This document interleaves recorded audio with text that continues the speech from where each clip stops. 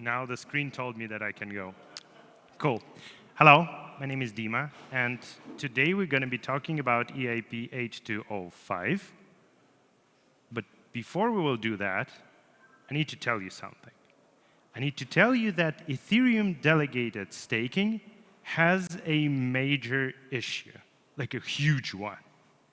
And this is not a brand new AI-discovered thing that you might expect. Like Ethereum delegated staking has been with us for how many, 5, 6 years? And maybe it's something brand new AI discovered. It is not. It is an issue that has been with Ethereum staking from day one of Beacon Chain, so from the very inception. Take a look at this post. The name speaks for itself, deposit contract exploit. And you will be surprised that this message has been published in November 2019, and the exploit is still there. And probably you haven't heard of it, because if you look at the numbers, this is not the most popular post ever. So let me explain the issue so that you can better understand what it is and how we propose to fix that. To understand the issue, we need to take a little overview over how the deposit is made to validator on Ethereum network. It all for sure starts with the so-called deposit action, or the transaction to a deposit contract where your 32 ETH is transferred to a deposit contract so that it can land on your validator. But since execution layer and consensus layer are pretty loosely connected, at least from the execution layer side, there are not that many checks on the execution layer, and most of the checks and processing happens on the consensus layer. The check that is particularly interesting for us in this case is a check whether there is a validator with a given public key already on the consensus layer. If it is, we top up the existing validator, so all of the deposit funds will be added to the balance of the existing validator. If we do not have a validator, then in this case, we will create a new validator, and what's important, we will set withdrawal credentials. What's withdrawal credentials? Very simple. This is an Ethereum address where both validator rewards and the principal, should the validator be exited or slashed, will be transferred. Amazing. So what we need to remember from this picture? Two things we need to remember to understand the issue. The first one is that validator withdrawal credentials are set once and cannot be changed later on. So whenever the validator is already created, you cannot change withdrawal credentials. This is simply not allowed. And the second thing is whenever we follow the path of topping up the validator, the Ethereum network actually ignores the information about withdrawal credentials in the deposit message because the validator already exists, and technically speaking, there is no point of checking this withdrawal credentials.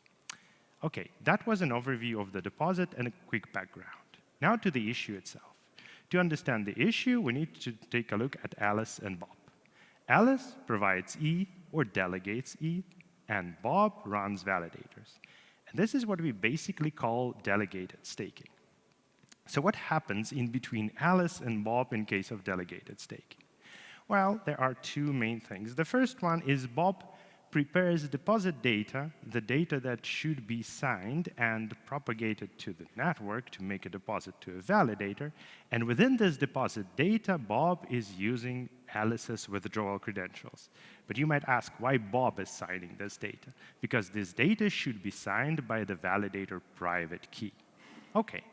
And then in a normal situation, Alice will take this deposit data, will prepare a deposit transaction, attach her ETH, propagate this transaction to a mempool, then this transaction will be mined, boom, we have a deposit to a validator, everything is great. But this is assuming that Bob is not a malicious actor. If Bob is a malicious actor, then what he does is he secretly prepares a second deposit data, a second deposit message, where instead of using Alice's withdrawal credentials, he is using his own withdrawal credentials. And then whenever he notices that there is a transaction in the mempool by Alice with the expected deposit message, he front runs the transaction, Hence, his transaction is now mined first. Hence, he wins the race where his transaction was considered as a validator creation transaction, and Alice's transaction was considered as a top-up. And as you remember, on a top-up, we are not checking withdrawal credentials. So what Bob just did, Bob had just stolen Alice's ETH. Oh my God. Now we need to do a bit of a verification. Is it really an issue? Because I see from you guys that you might have questions. And I've written out a few so that we can save a little bit of time. First of all, a very obvious question. Why Alice would not just use private mempool? Like, it's simple. You use private mempool, your transaction is never disclosed before it's added to the block. Super cool, you cannot be front-run.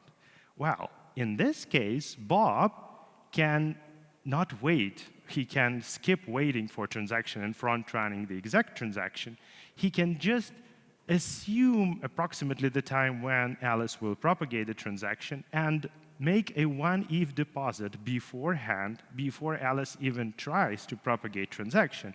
And if Alice would not make an additional check that by the time she propagates the transaction with her deposit, the validator is not yet created and there are no messages in the queue to create the validator, she will lose funds. Okay, let's assume Alice is an advanced actor. And before propagating a message, she checks whether there is a malicious transaction already mined. In this case, yes, Bob will not be able to steal Alice's funds. But he would also not risk his own ETH, because by depositing 31 ETH more, he will be able to recover the full amount, and the economical risk for Bob in this case is basically negligible. So it doesn't matter which path we follow, Alice is always vulnerable. Alice is vulnerable by default. So if the problem is that bad, how does Ethereum delegated staking even exist? Because just for your reference, almost 70% of ETH staked is staked via delegated staking. There are two main ways how protocols are currently protecting from this terrible vulnerability. And they can be, these are two high-level things, which doesn't mean that all of the protocols have just one of these two implementations. These are more of a groups. So let's take a look at the first one, which is 1 ETH pre-deposit. 1 ETH or more. Why 1 ETH? I'm sorry. It's because if you make a deposit to a validator less than 1 ETH, it will not appear on the beacon chain. It would not be processed by beacon chain. So the minimal size of the deposit is 1 ETH.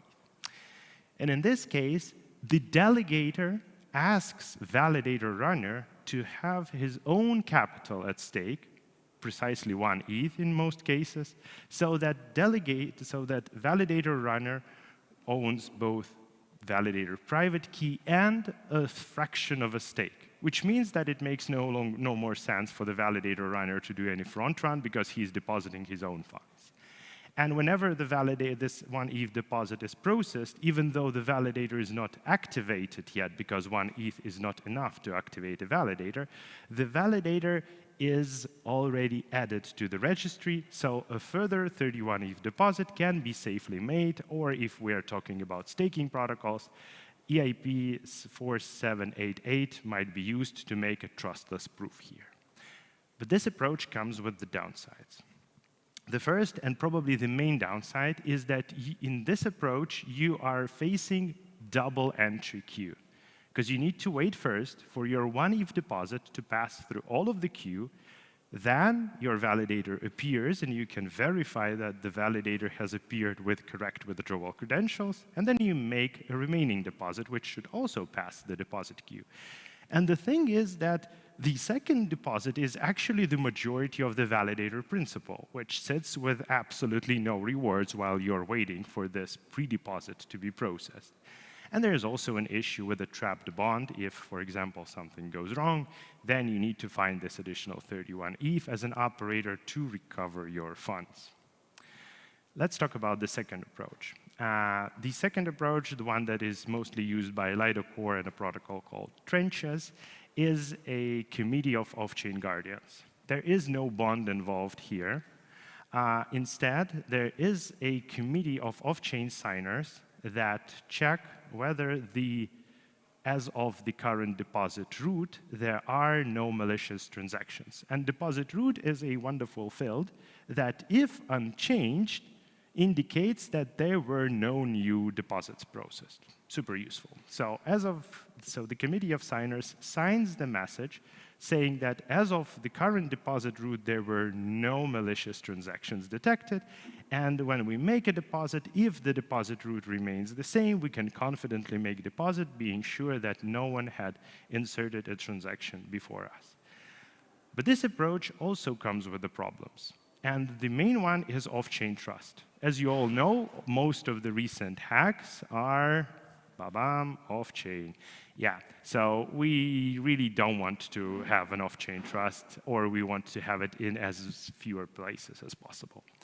And the second thing is state coupling, because if you rely on deposit root being unchanged, you need to have it unchanged from the moment the guardians have started checking the state till the moment your deposit lands and your deposit transaction is mined, which makes it pretty easy for anyone willing to, for example, prohibit Lido from making deposits, to just make a one ETH deposit to a random validator, or maybe to your own validator, it doesn't matter, like every 5 minutes.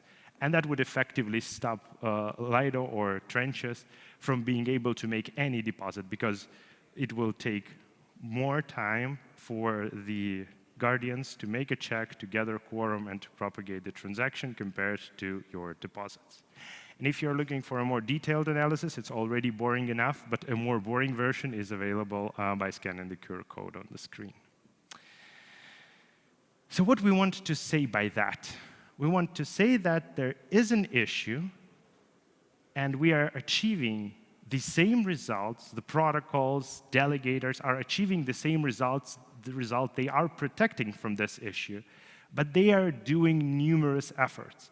And even though I was able to classify most of the protection schemes into two categories, it doesn't mean that these two are two standard implementations. No. Each and every protocol has its own bespoke implementation with its own caveats, with its own audits, with its own costs. So protocols and delegators are spending orders of magnitude more on fixing this issue compared to what they could have spent if there was a unique solution for that, a solution that fits them all. And the other problem is that imagine you're a new protocol. You will have to either choose or adopt or develop a protection scheme from that, because what I started my talk with is that deposit contract exploit has been with us from day one of Beacon Chain, and it is still here. So our Beacon Chain and our method of delegated staking is vulnerable, and it remains the same for over 5 years. So what's the solution for that? Well, I guess you already guessed it. It's EIP-8205. And in my opinion, this is the way how we're going to fix it once and for all. So let's dive into the idea. And take my word, it's going to be very fast. So there are 4 main, I'm not quite sure if it's really feasible or not, but you can listen to me and you will get the idea. Step number 1, we sign a commitment. Step number 2, we propagate this commitment. Step number 3, we verify the commitment. And step number 4, we make a safe deposit. The first 2 steps are done by validator runner. The second 2 steps are done by ETH holder or ETH staking protocol or ETH delegator. Let's look a little bit deeper. So how commitment looks like. Commitment is almost identical to a deposit message that we have right now, but unlike deposit message, there is no deposit amount. The commitment is only aimed to pair your validator public key with the withdrawal credentials. And this commitment is signed using a validator private key, for sure. Then this signed message is submitted to a system contract, somewhat similar to what we have in EIP-8002, so basically through a generalized message bus between execution layer and consensus layer. And then this commitment is stored in the consensus layer state, but it's not stored there forever. there is a lifetime, so that we can be sure that because propagating this message is basically free of charge, other than you're trying to submit a shit ton of them, there will be a lifetime for this message. And it's discussable how long it should live, but something like 3 months can be very good. Okay, so this is the commitment. How this commitment is then enforced on the consensus layer. It all starts with the validator deposit. And in our case, the first validator deposit, because EIP itself guarantees that there can be no situation where you have both the validator and the pre-commitment for the validator. So we assume that this is a first deposit and the validator hasn't been created yet. And the first thing we check is whether this validator is pre-registered or not, whether the message with the pre-registration has been propagated to the network or not. If not, we simply continue in a way like we do right now, so no changes. But if it is a pre-commitment message, then we do this missing check that is currently missing. We are checking whether withdrawal credentials in the deposit message and in the pre-commitment are the same. And if they are the same, we create a validator. If they are not the same, we simply ignore the deposit, and the funds that were sent to a deposit contract will remain temporarily locked there. Well, that's a bit of a shame. But there is now a confidence that if there is a pre-registration message that pairs a given public key to a given withdrawal credentials, only this combination can be transformed into a validator and not other until we have this pre-registration on the execution, on the consensus layer. And the final thing, how protocols and delegators will use that? Well, very simple. First of all, node operator will make pre-registration and will propagate this message. Second, he will submit the deposit data or the signature for the deposit message. Then the staking protocol, not being scared, but not making like a custom whatever things they are doing right now. No, a protocol or a delegator will simply verify if there is a correct pre-registration message on the consensus layer, and if it is, but either delegator or a protocol can make a secure deposit, a deposit that is 100% guaranteed to transform into correct validator with no exploit, with no risk. Okay, and that's pretty much it. That's the core idea of EIP. It literally took me like less than 5 minutes to explain that.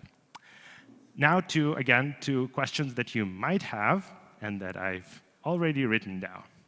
First question, probably the hottest one. Should every protocol and every delegator make some upgrades if this EIP gets implemented? And the answer is no. Only the protocols that are using guardians or the Lido-like system, which is Lido and one another protocol, will have to upgrade because the Guardian's flow is now broken. The pre-deposit flow is not broken, and we have no idea what private companies called node operators are using, but they are likely using systems that rely on off-chain trust, so again, no major changes for them. If we say that only Lido will have to upgrade, we can come to a conclusion that it's beneficial only for Lido, which is for sure not true. Why? Because any other protocol that is currently using 1 ETH pre-deposits, for example, or whatever other trust system they are using, will now have the opportunity to transition to this pre-registration system, which is simple, neat, does not have any disadvantages of the current systems that we described. So this EIP is beneficial for any delegated staker. Oh, sorry, I was about to show the answer. And the final thing, what's the cost of implementation and what's the cost for Ethereum? The cost is almost nothing. This is one of the simplest EIPs that I've ever saw when it comes to implementation. You just need a message bus, which is basically a copy-paste of a 100, not 100, but at least 3 message buses that we already have. And there are a few little changes to a consensus spec when it comes to very first validator deposit. And that's pretty much it. And provided that the pre-registration messages will not live forever, that they will have lifetime, there is also no risk of state overflowing or whatever. So let's quickly summarize what are the benefits and what are the effects of EIP-8205. For Ethereum, it's fixing a long-standing critical vulnerability. It's making delegated staking safe by default and not with some shenanigans that every protocol have to do that. And what rhymes with my own feelings the most is that now we will reduce barriers for more decentralized protocols. If we will make it simpler for the new staking protocols to emerge, we will see more protocols. And right now, when you need to at least deal just with this issue alone, it's already a big blocker. And if we remove this blocker, that would be better for Ethereum. And for the staking protocols and delegators, we simply add simplicity, safety, and trustlessness. So as a next step, I'm happy to announce that Lido contributors have already proposed EIP-8205 as a non-headliner for Hagota. But it is you guys sitting here in the room, you watching this in recording, who will decide whether it's worth implementation or not, whether it's needed for Ethereum or not. So please scan the QR code, jump to Ethereum Magician's discussion, and I hope I did not the most terrible job of convincing you that this EIP is indeed a solution to a real problem that we have on Ethereum right now. Thank you.